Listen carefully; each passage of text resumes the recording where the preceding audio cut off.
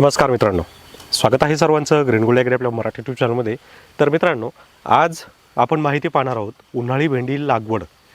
मुळात भेंडी लागवड करताना खास करून या उन्हाळ्यामध्ये 2024च्या उन्हाळ्यामध्ये आपल्याला काय काय काळजी घ्यायची आहे, काय काय खत व्यवस्थापन करायचं आहे, त्यासोबतच भेंडी लागवडीचं भविष्य हे अजूनही अंधारात आहे. म्हणजे सांगता येत नाही पुढचं मार्केट काय असेल, कारण लागवड जी आहे लागवड चांगल्या प्रमाणात आहे, पण भेंडीचा पुरवठा म्हणजेच आपण ज्याला डिमांड आणि सप्लाय म्हणतो, तर डिमांडही तेवढीच आहे आणि सप्लायसुद्धा तेवढंच आहे. त्यामुळं रेट कमीत कमी 25 रुपये 20 रुपयेपर्यंत पाहायला मिळू शकतो. तो जास्तीत जास्त 45-50 रुपयेपर्यंत जाऊ शकतो. पण एक मात्र नक्की आहे की तुम्हाला कंटिन्युअसली तेजी पाहायला मिळणार नाही आहे किंवा कंटिन्युअसली मंदी पण पाहायला मिळणार नाही आहे. रेट हा कमी जास्त राहील. काही कालावधीनंतर साधारणतः मेच्या आसपास हा रेट तुम्हाला आणखी थोडासा वाढलेला पाहायला मिळू शकतो, कारण पाण्याचा तुटवडा नक्कीच जाणवणार आहे. तर आज आपण उन्हाळी भेंडी लागवडीबद्दल संपूर्ण माहिती पाहणार आहोत. त्यासोबत इतर काळजी पण काय घ्यायची याचीही सविस्तर माहिती आजच्या या व्हिडिओमध्ये पाहणार आहोत. तर तुम्हाला जर व्हिडिओ आवडत असेल तर व्हिडिओला लाईक करा. तसेच जे शेतकरी आपल्या ग्रीन गोल्ड ॲग्री चॅनलवर नवीन असतील त्यांनी चॅनलला सबस्क्राईब करा. सोबत नोटिफिकेशन बिल प्रेस करा, म्हणजे आलेल्या व्हिडिओचं नोटिफिकेशन तुम्हाला मिळेल. तर मित्रांनो, उन्हाळी भेंडीमध्ये सगळ्यात महत्त्वाचं पहिलं म्हणजे वाण निवड. वाण निवड जर चुकला तर आपलं जवळपास 10% लॉस हा तिथेच राहतो. त्याच्यानंतर 10% हा आपला खत व्यवस्थापनावर आहे, 10% आपला आपण कशा प्रकारे काळजी घेतो त्याच्यावर आहे. तर अशा पद्धतीनं आपल्याला सुरुवात करतानाच एक प्रॉपर नियोजन करायचं आहे.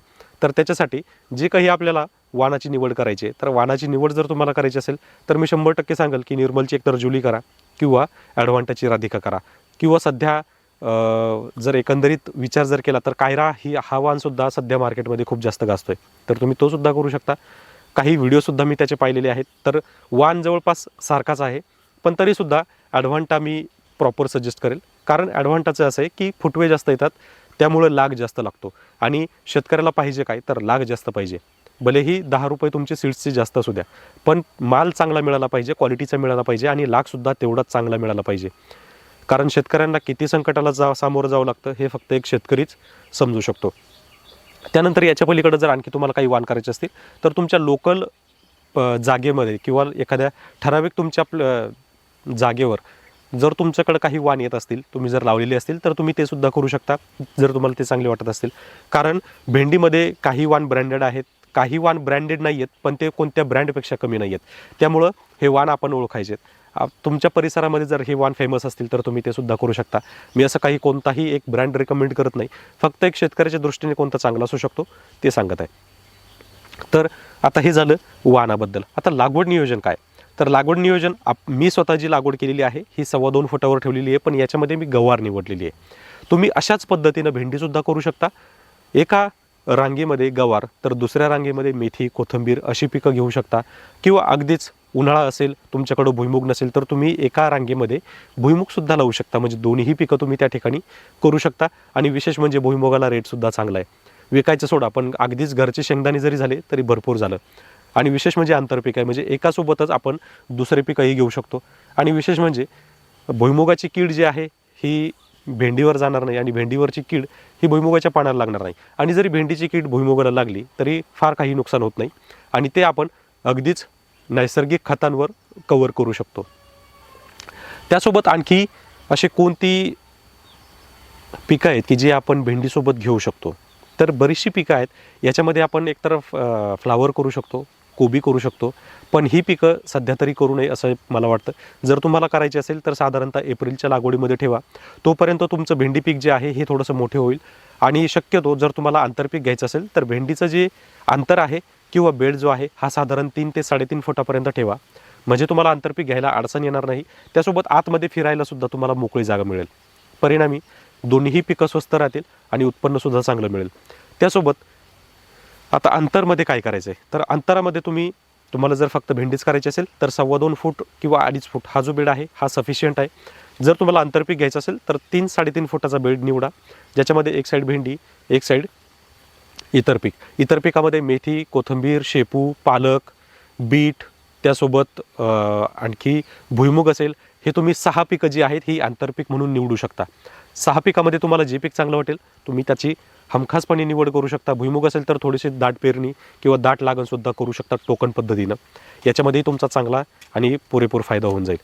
त्यानंतर याच्याही पेक्षा तुम्ही जास्त लागवड ठेवू शकता, पण ती काही फारशी फायद्याची नाही आहे. तर त्याच्यासाठी मी सध्या तरी तुम्हाला रिकमेंड करेल की हीच लागवड ठेवा. आता इथून पुढचं जे खत व्यवस्थापन असेल, तर खत व्यवस्थापन करताना एक गोष्ट लक्षात ठेवा, आता उन्हाळा आहे, उन्हाळ्यामध्ये तुम्हाला फारसं काही खत व्यवस्थापन करण्याची गरजही लागणार नाही. फक्त काही 2 ते 3 डोस मी तुम्हाला सांगणार आहे, जे तुम्ही प्रॉपरली करा. म्हणजे रेग्युलर बाकीचे जे आहेत तर हे तुम्हाला ताकंडीमध्ये पण करता येतील.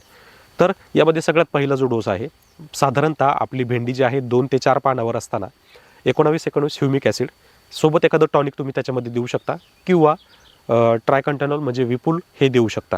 याची ड्रिंचिंग आपल्याला करायची ज्यावेळेस आपली भेंडी जी आहे साधारणतः 4 पानावर ते 6 पानावर असेल, अशा परिस्थितीमध्ये एक नॉर्मल आपल्याला कीटकनाशक बुरशीनाशकचा स्प्रे करायचा आहे, की जेणेकरून आळी लागू नये आणि पुढे बुरशीसुद्धा लागू नये याच्यासाठी. हा एकदा स्प्रे झाला की त्याच्यानंतर आपल्याला सर्रासपणे ताकंडी सुरू करायचे. ड्रिंचिंग आणि स्प्रे 15-15 दिवसाच्या गॅपने हे ठेवायचे.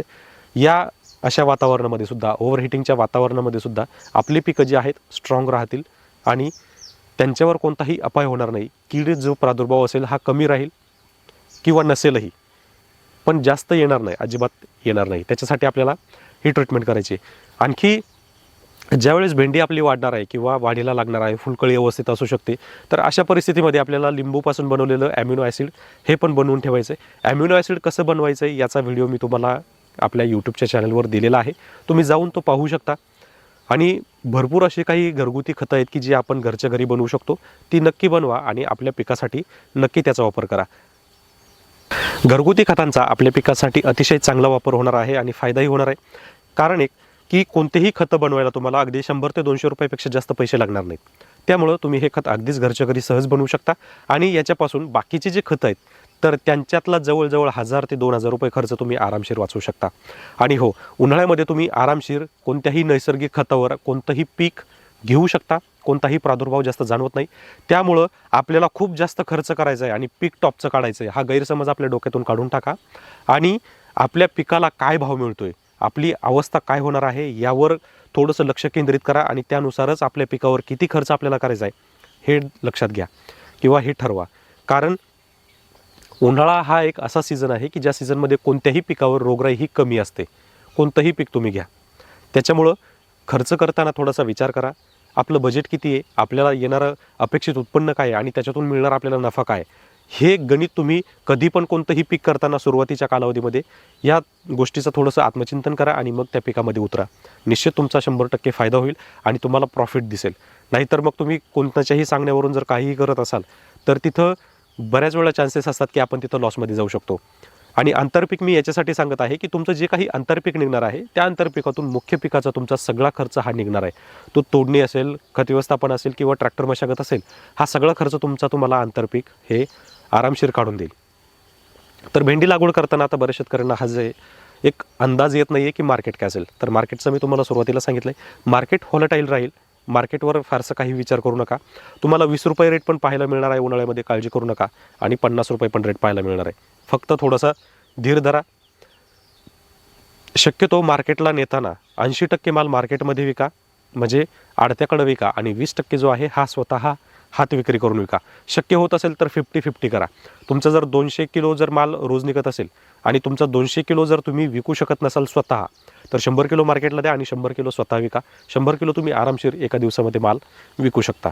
आणि विशेष म्हणजे तुम्ही हात विक्री जेवढं कराल तेवढा तुमचा प्रॉफिट रेशो हा जास्त राहील. तर मित्रांनो, अशाच व्हिडिओसाठी आपल्या ग्रीन गुड ॲग्री चॅनलला सबस्क्राईब करून ठेवा. तसेच चॅनलवर डेली व्हिडिओ येतात, रोज व्हिडिओ येतात. तर तुम्ही जो रोज व्हिडिओ पहा आणि एक अंदाज लावून चला की आपल्याला कोणत्या पिकामध्ये उतरायचं आहे, कोणत्या पिकाला काय काळजी घ्यायची आणि कोणत्या पिकाचं काय व्यवस्थापन करायचं आहे, याची संपूर्ण माहिती आपल्या चॅनलवर दिलेलीच असते. व्हिडिओ मे बी तुम्हाला 2 मिनटं थोडासा लांब असू शकतो किंवा मोठा असू शकतो, परंतु तुमचा तोटा मात्र नक्कीच होणार नाही. तुम्हाला प्रत्येक मिनिटाचा फायदा त्या ठिकाणी होणार आहे. त्यामुळे व्हिडिओ शेवटपर्यंत पाहत चला आणि अशाच माहितीसाठी फॉलो करत चला. धन्यवाद.